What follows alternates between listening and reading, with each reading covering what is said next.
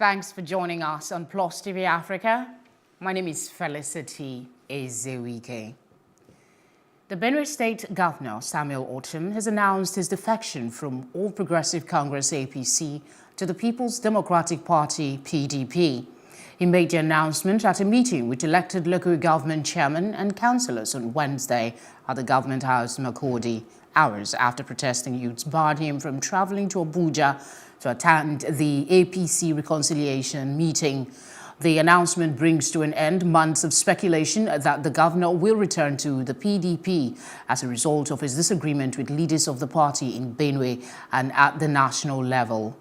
Earlier, Benue youths comprising of over 40 groups barricaded the gate of the government house in Makurdi and prevented the governor from attending a scheduled meeting with the national leadership of the party. The Lagos State Magistrate Court in Yaba has ordered that the chairman of the People's Democratic Party in Lagos State, Mashood Salvador, and 10 others should be remanded in prison custody over the alleged murder of the party chairman in the Apapa local government area of the state, Adeni Aborishade. The remand order was made by a chief magistrate, Oyetade Komolafe.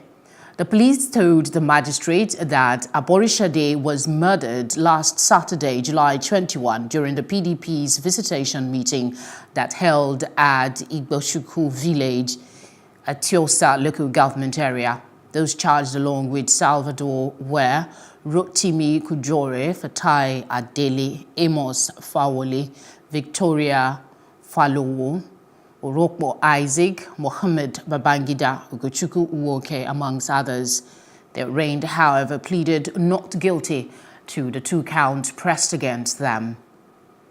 The candidate of the People's Democratic Party in the July 14 governorship election in Ekiti State, Professor Kolakbo Olushola, has accused the Independent National Electoral Commission of frustrating its efforts to duly file a petition at the Election Petition Tribunal. Olushola is challenging the victory of the candidate of the All Progressives Congress, Dr. Kayode Fayemi. He alleged that his application to INEC for the certified true copy of election documents and a motion ex parte made to the tribunal were rebuffed despite having fulfilled necessary steps. Olushola raised the alarm that the delay from INEC and the tribunal were plans to allow time to run against him in instituting the legal action within the 21 days. He said no document had been made available to him despite repeated visits to INEC office in Ekiti and Abuja. The Public Relations Officer of INEC in Ekiti, Alhaji Taiwo Badegesi, did not answer calls to his mobile phone.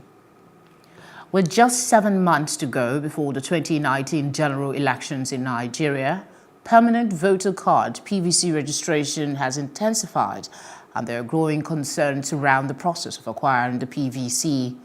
Plus TV correspondent Amaka Okoye has been tracking the development and brings us an update. Amidst allegations of people buying in their way to be able to register for the PVC, we made a revisit to Marua School Center. Mr. Badejo Babalola is the electoral officer on ground, and I asked him to take me through the process. Because this is a school learning environment which we cannot accommodate everybody intending to register. What probably people don't get to know about this allegation is that some who don't collect tallies but come in for other purposes. Somebody who comes in to do transfer does not need to queue up, does not need to be given tallies, does not need to be invited in. That person ordinarily will just come in, will give a form to the person for transfer. So when such people comes in, it gives to some people the impression that, that person has paid his or her way in. So until we come out to say, where? Who did you see? Hey, that man going. We now bring the person back and say, look at the document with the person. The person is here for transfer. Are you here for transfer? No. What are you here for? Registration. It's a 2 different things. One would think that the essence of getting the permanent voter's card was to be able to participate in the electoral process of voting. But you just might be wrong. Because I need it not just for this election, but I need it for other documentation. But when I get here, I was like, this is mess. However, Mr. Babalola has this to say. So we're encouraging everybody as much as possible to participate. It should be all involving. You know, we have gotten to a stage in our national life whereby every right of every Nigerian can only be demonstrated majorly through the ballot. Amaka Okoye, Plus TV, Africa.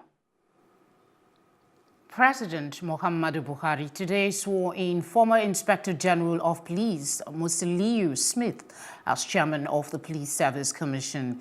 He takes over from Michael Kiro, who was also once the former Inspector General of Police.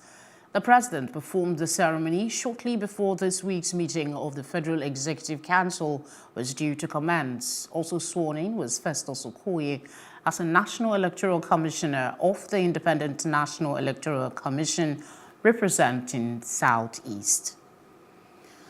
A Kwara State High Court sitting in Ilorin has granted an interim bail to Alhaji Yusuf Abdul Wahab, the Chief of Staff to the Kwara State Governor, Dr. Abdul Fattah Ahmed, in the sum of 10 million naira. Abdul Wahab has been held in police custody in Abuja since the 2nd of June after he responded to police invitation over his alleged link with suspects who carried out robbery attacks on commercial banks in Offa on April 5th.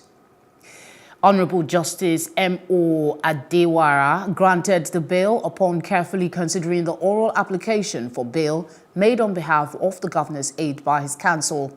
It will be recalled that the Chief of Staff had initially filed a motion on notice before a Federal High Court in Abuja requesting for an order granting him bail from police custody on the grounds that he had been detained for longer than 24 hours allowed by law without charge. Opposition leader Nelson Chami today said Zimbabwe's presidential election was set to be fraudulent and accused electoral authorities of bias, but said his MDC party would not boycott the vote. The vote on July 30 is on part to be determined as a fraud election, he said, adding that the Zimbabwe Election Commission was biased and has lost the confidence of the people of Zimbabwe. He said that his party would not boycott the vote as it would still win against President Emerson Mnangagwa and ruling ZANU-PF party. And from Kenya, we hear the parliament is threatening to disband the Senate, the upper house, for overstepping its mandate by purporting to have powers of oversight of national government agencies. The legislators criticized the senators for duplicating what committees of the National Assembly are doing while leaving county government to be looted. A day after Senate's Public Accounts and Investment Committee grilled Education Cabinet Secretary Amina Mohammed over the controversial payment of 1.5 billion shillings for land for 2 public schools in Ruraka. Members of the National Assembly took issues with the senators for doing so. The National Assembly accused the Senate of overstepping its mandate by playing an oversight role on national government agencies and duplicating businesses concluded by the National Assembly Committee. Now, Uganda and India have signed a defense pact that will see the two countries strengthen existing ties in military training. The defense deal was one of 4 memoranda of understanding signed at State House at the start of a 2-day state visit of Indian Prime Minister Narendra Modi. Other agreements signed include exemption for visa requirements for holders of diplomatic passports traveling between the two countries, cultural cooperation and exchange program, and establishing a regional material testing laboratory. When we return, we will bring you the latest development on the Pakistani general elections, President Trump's scandal, and much more. Don't go away.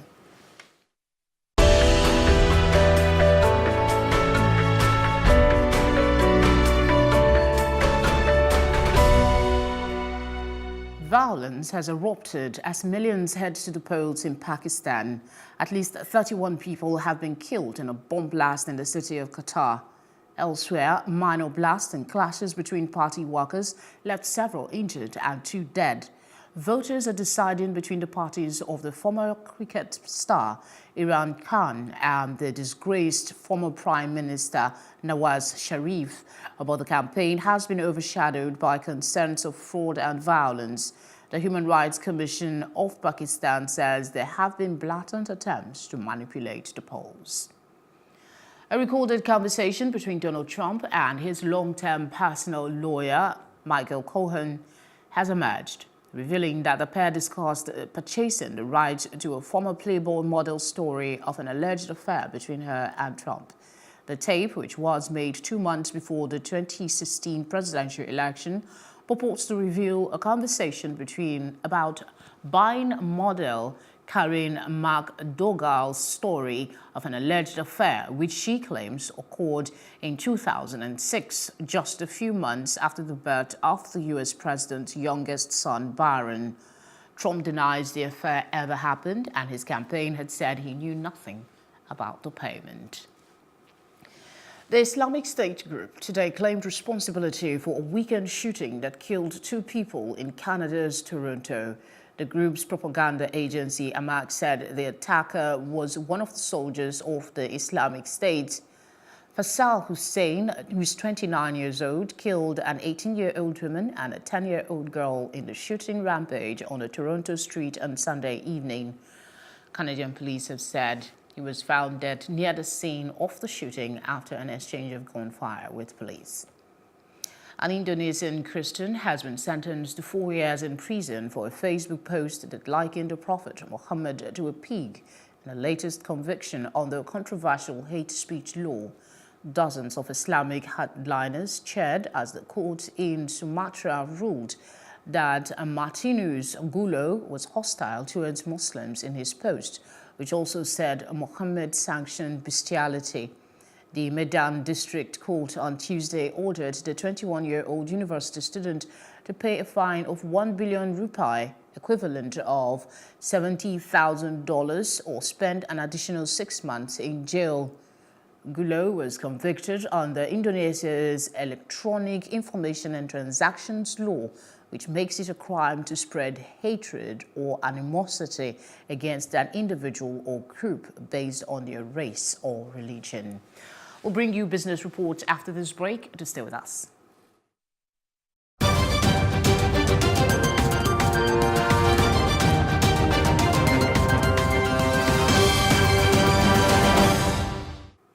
Aliko Dangote now has an aggregate of $4.5 billion in debt financing for his proposed Nigerian oil refinery, which he estimates to require $14 billion more. Based on his estimation, the oil refinery project is to commence production by early 2020. The refinery, which will be the world's largest single refinery when completed, is expected to have a capacity of 650,000 barrels per day. According to Dangote, they will spend between $12 to $14 billion on the project. He also said the funding is going to come through equity, commercial bank loans, export credit agencies, and developmental banks. Last week, he signed a $650 million with the African Export-Import Bank for the refinery project. Meanwhile, Nigeria's federal government has reiterated its commitment to ensure there is adequate transfer of technology as it embarks on a massive rail expansion drive. The Minister of Transportation, Rotimi Amechi, while inspecting the engineering works at the Ebute-Metta-Apapa rail terminals in Lagos State, stated that the government is serious about building local engineering capacity. Plus TV correspondent Amadine Uyi reports. Rail transportation within Nigeria has been on a steady decline since independence in 1960. Between 1964 to 2003, rail passenger traffic declined from approximately 11,000 to less than 2,000. With the current government keen on connecting major cities to reduce load on poorly maintained roads, there has been a steady construction of critical rail infrastructure. An ongoing inspection of the new Ibadan-Lagos standard gauge rail tracks by ministry officials. The inspection this time is within the Lagos metropolis, is to have a first-hand view of existing infrastructure and needed civil and engineering works needed to complete the proposed railway plan. We have problems in Lagos, which is why we're not carrying out any major inspection in Lagos. The only place we're going to is Apapa. We're going to see the location of the new station in Apapa, one of the major stations that we have in Lagos. Stopovers at different intersections to appraise ongoing construction work.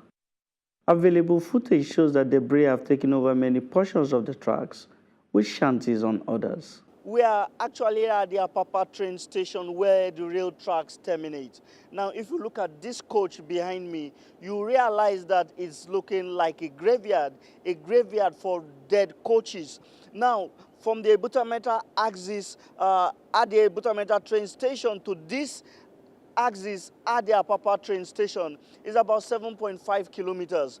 But the Minister of Transportation says that the new design for the rail tracks will not stop at this intersection, but will move further into the ports to boost commercial activities. The first phase is a Butameta to Ibadan. We believe that they should be able to complete that.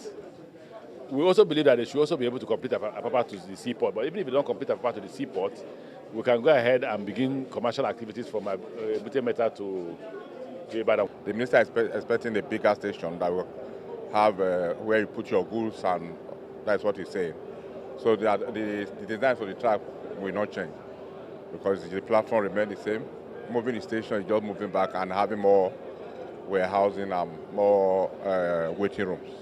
The Minister of Transportation also adds that Nigeria's government will seek to effect a technology transfer as it expands its infrastructure. What is essential for Nigerians is to understudy the technology and the engineering aspect so that we can maintain our listen and even do like South Africans are doing now. They are building their own coaches and locomotives.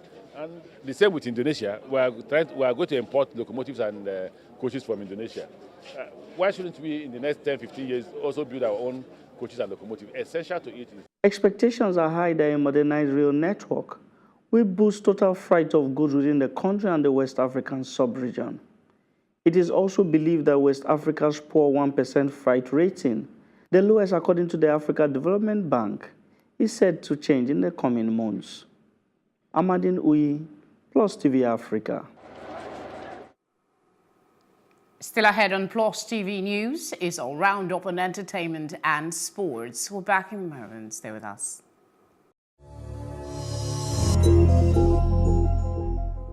And in entertainment, popular Nigerian singer Similola Ogunleye, also known as Simi, is collaborating on her new album titled Simisola with African Queen singer Two-Face Idibia. Simi made the announcement via her Instagram page on Tuesday and has always had a wish to work with Two-Face on a musical project, as it will be recalled that 3 years ago she tweeted about her wish to collaborate with Two-Face. The tweet went viral as fans urged for both stars to team up. The deluxe album contains 14 tracks and 2 remixes, Original Baby with Two-Face and Smile For Me with Sigag Lauren. Former NBA star Lamar Odom has been absolved from the Queen's Hooters shooting that took place last week, Thursday at around 12:30 a.m.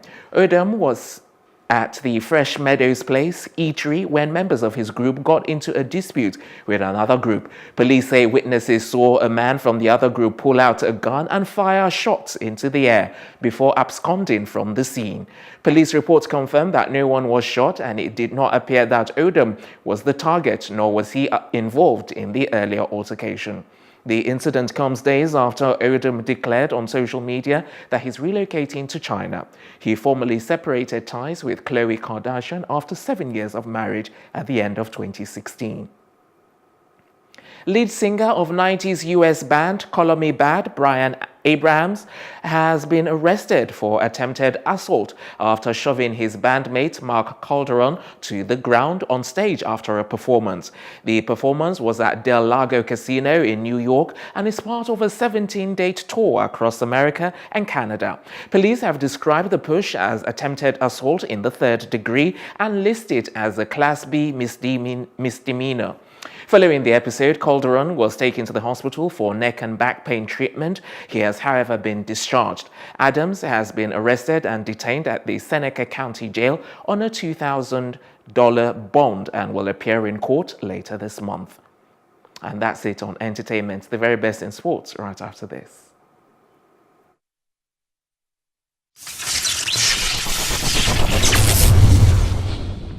And in sports, report has it that Arsenal chief executive Ivan Gazidis, who arrived at the Emirates in 2008, is set to join AC Milan as executive director in September. And Milan have recently been taken over by American hedge fund called Elliott Management, and it is understood that Gazidis, who replaced Arsene Wenger with Unai Emery, is the man they wish to come in.